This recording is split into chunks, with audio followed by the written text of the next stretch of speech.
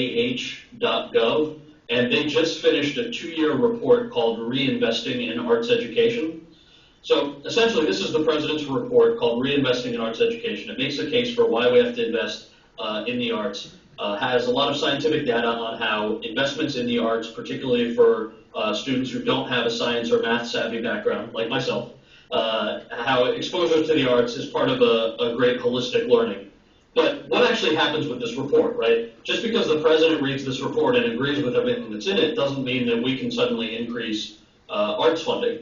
What needs to happen simultaneously is that there has to be a big push from other folks. So if he's getting phone calls from his friends on the Hill, if he's getting phone calls from the advocacy community saying, sir, we really need to make sure that you're increasing the budget for the arts or for social sciences, then that's something that I think you'll see more of.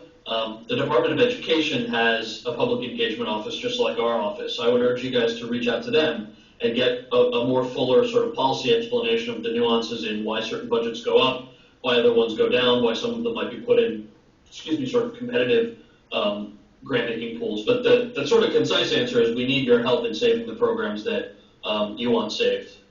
If we had a surplus, we would scale up a lot of these programs, but we just can't right now. Just to note, though, the programs that you're talking about, I mean, I do understand where your hands are tied, but just to put another note, just to emphasize the importance, these programs produce the most civically engaged people, like, out of the college community. These people are committed to, like, social justice, and the thing is, I don't think, future administrations and this administration can really afford to have less people work going into these fields and coming out with all the knowledge that's giving them so much more power. So. I agree. Can you give an example? Do you know if those cuts are being made at the local or state level, or if we've cut some of those specific civics programs? Well, that we were discussing in point where we're talking about so the ethnic studies, Arizona's AB 1070.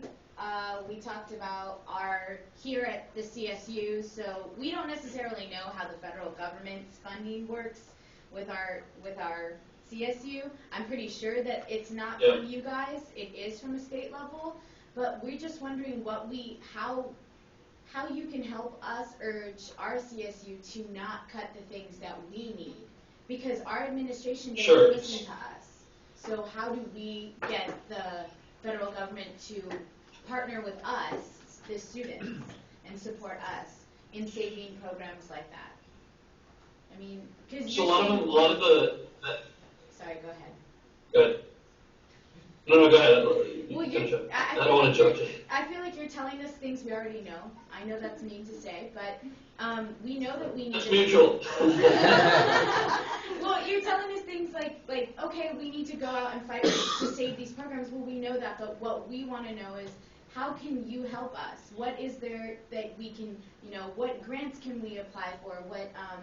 What things are out there for us besides this website that will help us save these programs that the federal government says they want to save? And also, if I can piggyback off that, also, even if there also is, if you're saying that we need to do this to save ourselves, people keep saying, oh, well, you need to rally people, you need to get the people support. What are these specifics that will actually make an effect rather than, I can talk to all my next door neighbors and they'll, tell them about it, but what specific actions will we actually see results from, as well as just to, that's what she said. Yep. Okay, I'm glad you asked that question. There are a couple of things, all right? There is no simple answer to that question. If there were, then we would be in a budget surplus and we'd all be happy because we'd have a $5 billion, arts and civics budget. But given that that's not the reality, what I would say is the big challenge that we see nationwide is there's a lot of great energy and a lot of great advocacy, but it's not particularly strategic.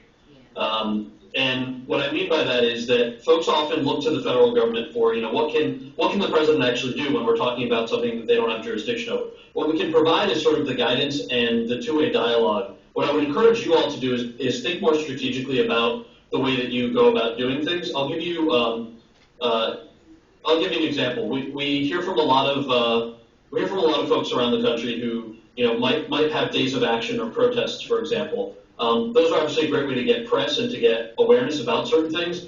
But where we see a missing component is we oftentimes see a lot of great young people come and stand. We see this every day, actually. A lot of great young folks come and stand outside the White House. They've got rallies and protests, and they stand outside the White House, and they've got these petitions with 1,000 signatures or something. What they don't do is just pick up the phone and call me and say, can we actually come in and meet with you on this particular issue? The reason that I'm stressing the importance of meetings, and I think this happens a lot on the local level also, is anytime you all are able to get local press articles or local TV pieces, and you can send them over, it allows me to send that over to our legislative affairs staff that is allowed to deal with the folks on the Hill who talk about where they're getting votes and where those votes are coming from. It allows us to look at our DC partners, so folks like US PIRG, Rock the Vote, the US Student Association, Young Invincibles. These are all DC organizations that collect all of these stories and data and help make the case for the reallocation of specific things in the federal government, and also for us to be more strategic in using the bully pulpit. But we can't do it without knowing that that exists. So having conversations that are insular with folks that already agree with us is part of the problem. And the president says this all the time when he talks to young people. He says, if we only continue to have conversations like this with those who agree with us, then politics will always disappoint us. Because the reason that a lot of these things doesn't change is that you've got a huge coalition of Tea Partiers, you've got Republicans, you've got moderate Democrats that completely disagree with the president, who, by the way, agrees with most of you on what we should be doing. And to the extent that we can start to chip away at that misunderstanding and that disconnect, we're never going to get 100% of what we want. That's the nature of a democracy. But we should be getting more than we've managed to get. And the way that we can continue to get that is by being more strategic. So if we're talking about something like the Recovery Act, right, that saved us from a second Great Depression, but there was never a national news story on how it did that because most of it was local. If you look at the top 5 issues that young people care about, if you look at young progressives, and I assume from our conversation that most of you are young progressives, the top 5 issues for young progressives right now are jobs in the economy, access to education, poverty, climate change, and Darfur. If you look at the top 5 issues of young evangelical Christian conservatives, their top 5 issues are jobs in the economy, access to education, poverty, climate change, and Darfur. But if you turned on the TV, you would never know that there's that much common ground in what folks on the right and folks on the left who are under 30 actually want to see our society do and accomplish together. Because the only thing that folks are focused on are blaming each other and what's sort of the mudslinging. So in terms of what you can do in the strategy, branching out with other folks that don't agree with us, demanding more of our elected officials, letting us know, look, I can't ever tell you to lobby members of Congress, nor would I, like I said, but I would want to know if that's what you're doing. Send us an email that says, here's what we met with, here's what we were told. That's what a lot of our advocates do. The president, a couple of weeks ago, I mentioned he met with some young environmental folks. They were very upset because they viewed the president's clean energy plan as not sufficient enough. So he's made unprecedented billions and billions of dollars of investments in solar and wind technologies, but he has not managed to necessarily curb coal the way that certain folks wanted, or has had to expand domestic drilling for a number of reasons. And so one of the conversations that he had was look, you're looking at things through this lens of what have we actually accomplished and what have we not accomplished. We've gotten done 70% of the president's very aggressive environmental agenda, and we have not gotten accomplished 30%. And why have we not gotten accomplished that additional 30%, and what can we do about it? And the first step is to sort of, acknowledge the fact that young people were almost solely responsible for getting that 70% that we managed to accomplish.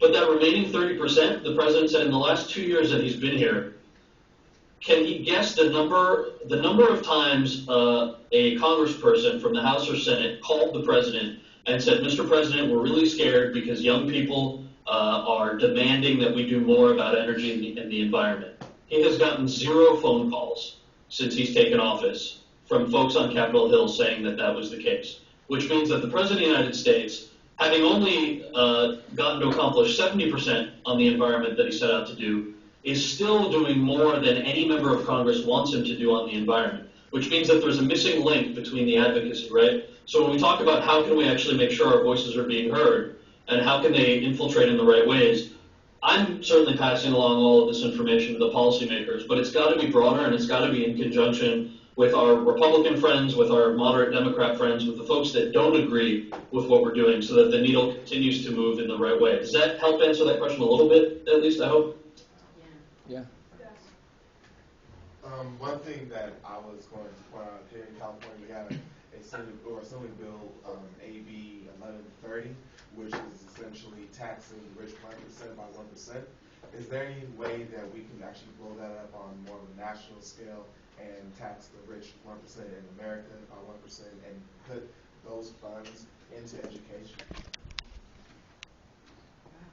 That's a very complicated question. I would have to find out because I'm not a policy expert. The way that a lot of these trends work, I think somebody mentioned Arizona, if you're looking at, the sort of very reactive immigration laws that they're passing on the state level, you're seeing other states catch on. I mean, the same thing can happen on the positive side. Unfortunately, the fact that a lot of states are going about looking at comprehensive immigration reform in the wrong way is in some way forcing folks on Capitol Hill, the senators and the House members, to take a closer look and say, gosh, we've failed at doing our jobs, which is why this is happening on the state level. So we need to get our act together and agree with the president that we need comprehensive immigration reform. So I think something like that in terms of tax law and how money is being reallocated, if this is something that's successful on the state level that you find, reaching out to some of your counterparts in other states, if that's something that you're doing state to state, and letting us know how much that succeeds, sending us the link to the press clips from the local press or campus press that does a story on your successes, I can't tell you how much that helps. I know it feels like, from far away there's sort of this monolith of the federal government, and, the president, especially nowadays, I know seems very much in line with some of the folks on both parties, and that confuses a lot of people. But I cannot reiterate how strong it is for you all to send us those press clips, continue to do things locally that really get a lot of these conversations going, because other young people around the country see what you're doing, and they do the exact same thing, which is basically how a lot of change is made. I see that we've got about 5 minutes before they're going to cut off our live feed, so I don't want to talk at you too much. I just want to bring up one point real quick. Is what I got from you is a lot of that we need to pressure our legislators, we need to pressure our senators in order to get those phone calls to the president to make sure our voices are heard. But a lot of the problems we're having here in California are we're having a really hard time meeting with the legislators. Like, I've been on lobby visits myself personally, and we haven't been able to meet with our own senators. We meet with the representatives instead. At our campus, we had an action April 13th for education, and we haven't been able to get a meeting with our own campus president. It's that hard to just meet with these people, to tell them what our plights are, to tell them the issues, to tell them to pressure the people above them. So, I mean, do you have any suggestions on how to just get a simple meeting with them? Yeah, so, and let me clarify, I did not suggest that you should reach out to members of Congress. I am not permitted to do that, so I would not do that.